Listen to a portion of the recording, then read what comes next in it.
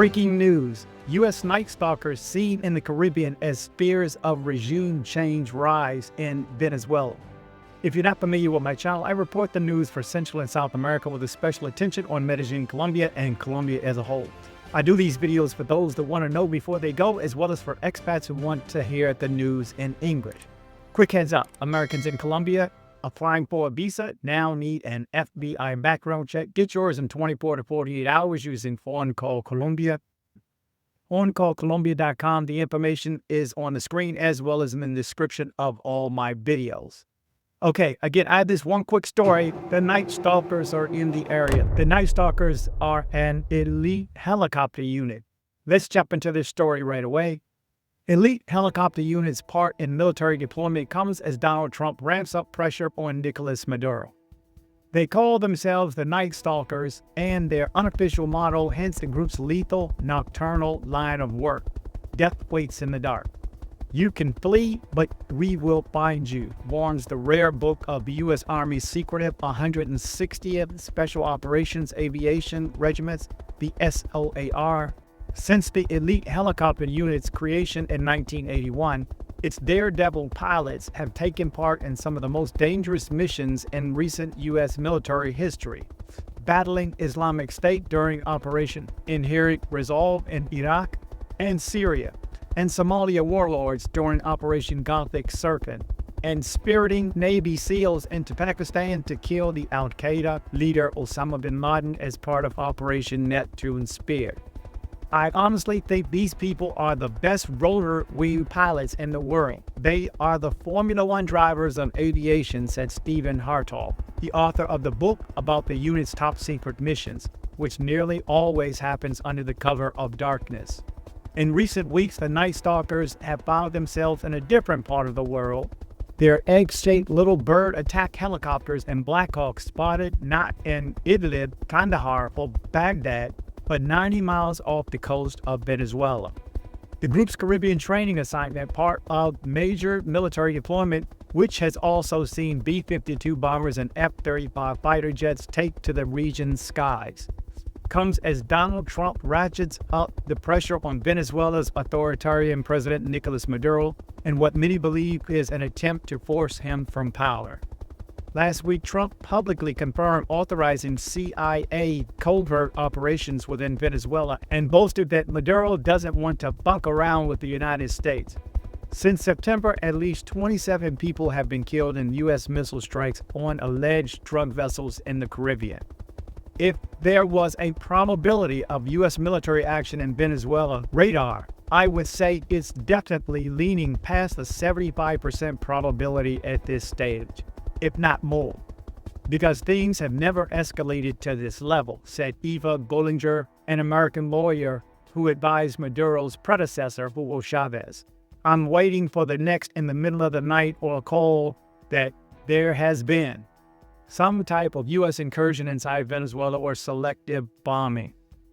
Robert Evan Ellis, a Latin America expert who advised Mike Pompeo, the Secretary of State during Trump's first term, said that the Caribbean exercises were the strand of a carefully calibrated military messaging campaign to pile pressure on Maduro's regime as part of a controlled negotiation designed to advance U.S. interest. Ellis saw three possible outcomes. The pressure could convince Venezuelan military bosses to topple Maduro and solve the problem without the U.S. Maduro's regime could be decapitated by a major U.S. operation, paving the way for a diplomatic transition, or Trump could strike some sort of substance deal that ensures Maduro's exit and gives U.S. companies access to Venezuela's abundant natural resources. He thought such a deal might leave an undemocratic regime in place. It might also involve building a Trump hotel with a great golf course in Venezuela's capital. What is very difficult for me to imagine happening is that Maduro stays in power and this just goes as it has before, added Ellis, who suspected Trump's failure to remove Maduro during his first term meant he would be loth to fail again. I'm inclined to believe that if we are arriving at the end of November or early December and there is not a good deal or resolution with the military taking this into their own hands, then the president very well could pull the trigger and do the operation, Ellis said.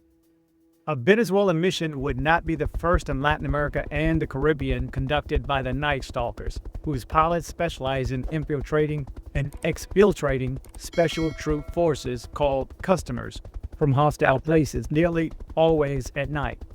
In 1983, the group played a key role in Operation Urgent Fury, the invasion of Grenada, and Ronald Reagan ordered to stop the former British colony becoming what he called a major Soviet-Cuban military bastion.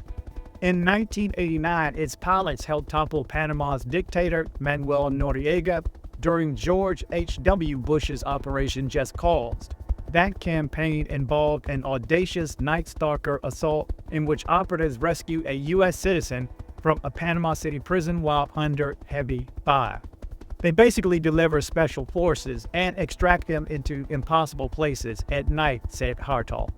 When there's a mission that appears to be impossible because of the location or the enemy's defenses, whether it is extracting a high-value target or knocking out a particular dangerous target, the Night Stalkers are the ones who can deliver.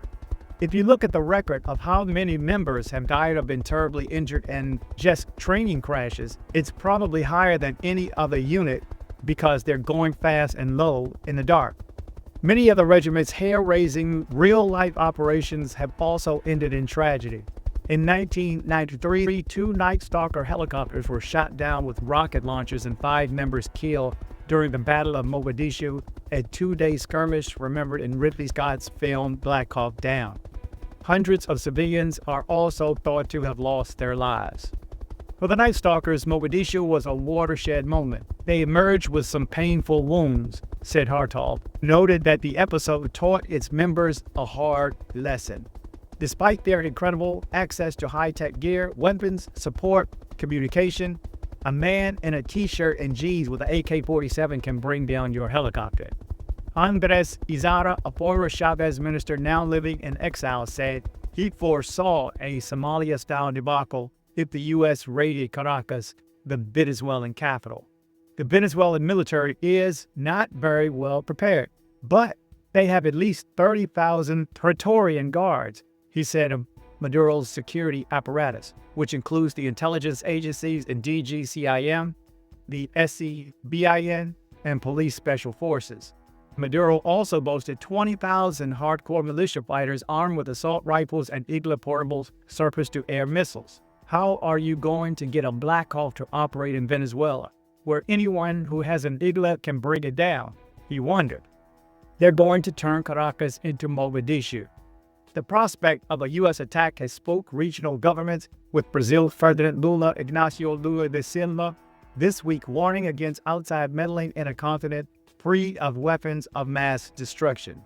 Foreign intervention can cause more damage than it seeks to prevent, said Lula, whose military commanders recently sent 10,000 troops to Brazil's northern border with Venezuela for exercises. Earlier this month, Venezuela's UN ambassador Samuel Moncada claimed Washington was walking towards a catastrophe that may destroy the whole region for generations, he said.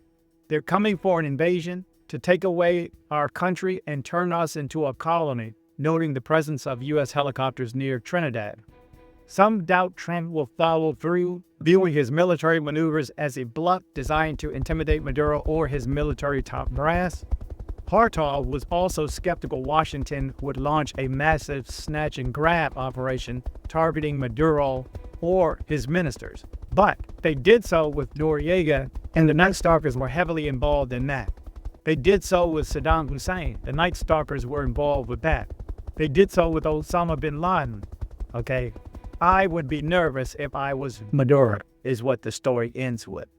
So you see, they're in the area, and they're not the only elite group that's in the area. I'm going to touch on more, especially the USS Ford carrier group that's coming to the area and all that it consists of. I'll be working on that over the next couple of days. I will see you in the comment section. Remember to travel, but travel safe. So, hey, girl, thanks for coming by my place. No worries. You mind if our girlfriend can come by with us? Hell no. This is why I watch dcbornrob. In Medellin, feeling mean, sipping cafecito. Parquet hair scene, hottest vibe ain't incognito. Comuna 13, colors bright, mural symphony. Graffiti on city walls, culture rich as history. Watch DC Rob, stay wise, streetwise TV. Keep the tabs on where to roll, news a lot, believe me. Travel but travel safe, life don't hit replay. Street savvy like a king, no risk we convey. Medellin nights, under city lights. Roll with DC Rob, he got the sights. Cultures blend, party never ends. Stay sharp, stay true, we got no pretend. Hustle like New York Marine, never get caught slipping. DC born street smart, worldwide tripping. Latin beats, south streets, rhythm always bumping.